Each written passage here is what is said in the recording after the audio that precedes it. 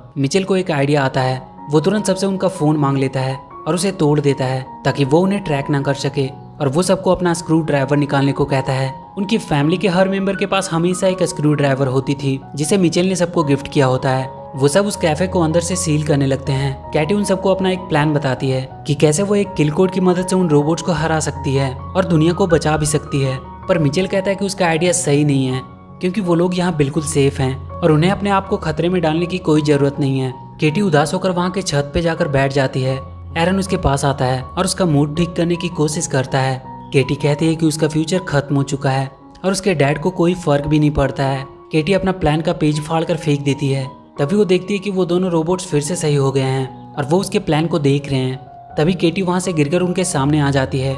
वो दोनों रोबोट उसकी तरफ बढ़ते हैं। केटी एरन को लेकर जल्दी से कैफे के अंदर चली जाती है, पर वो रोबोट्स खराब हो चुके थे और वो अब केटी के ऑर्डर्स को फॉलो करने लगे थे।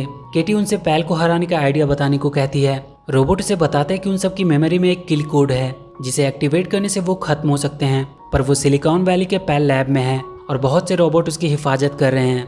पर उन्हें खत्म करने का एक आसान तरीका भी है। वो किसी भी पैल लैब रिटेल शॉप में जाकर उस किल कोड को इंटर कर सकते हैं, जिसकी वजह से वो सारे रोबोट अपने आप ही खत्म हो जाएंगे। और यहाँ से 80 माइल दूर एक मॉल है जिनमें पैल लैब का एक रिटेल शॉप भी है। केटी अपने डैड को ये करने को कहती है, पर मिचेल कहता है कि वो रिस्क नहीं ले सकता।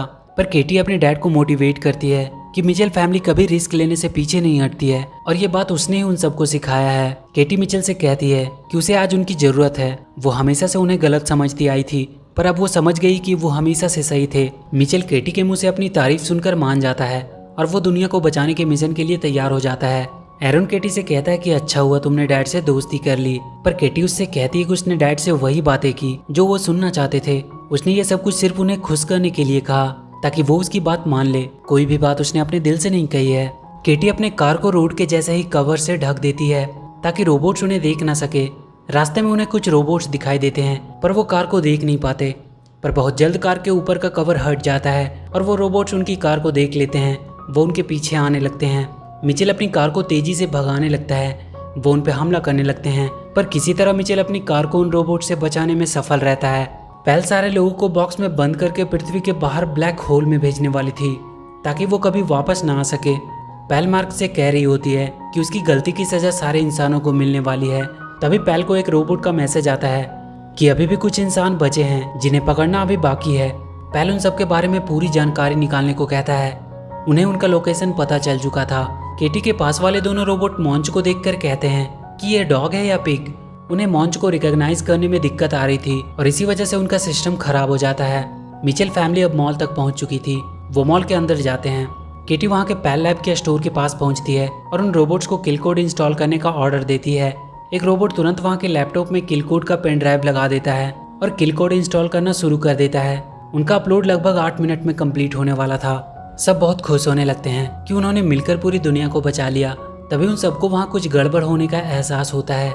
वहाँ मॉल के सारे मशीन्स उन पर हमला करने लगते हैं और वो कैटी से वो लैपटॉप मांगने लगते हैं। कैटी उस लैपटॉप को लेकर भागने लगती है। वो उन सब मशीन से बचते हुए एक कमरे में छुपते हैं। वो कमरा खिलौनों से भरा हुआ था, पर उन खिलौनों में भी पैल चिप लगा हुआ था।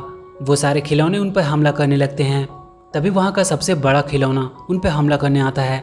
वो अपने मुंह से लेजर बीम भी निकाल रहा था। अपलोड अब बस फिनिश ही होने वाली थी। मिचेल उस बड़े से खिलौने को पकड़ने का एक प्लान बनाता है। वो वहाँ लटक रहे तार को ऊपर फेंक कर फंसा देता है और वो सब मिलकर उस तार की मदद से उस बड़े से खिलौने को पलट देते हैं, पर उसके लेजर बीम से वहाँ का वाईफाई राउटर बर्बाद हो जाता है, जिसकी वजह से किल कोड पूरा अपलोड नहीं हो पाता। केटी उदास होकर बैठ जाती है, पर मिचेल अब सिलिकॉन वैली जाने का सोचता है। उनके पास अब भी किल कोड का पेन ड्राइव था।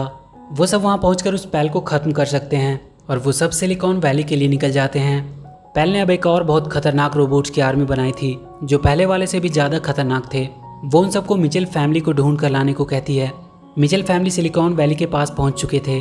उन्हें पैल तक पहुंचने के लिए बहुत ऊपर तक जाना था। केटी अपना प्लान सबको बताती है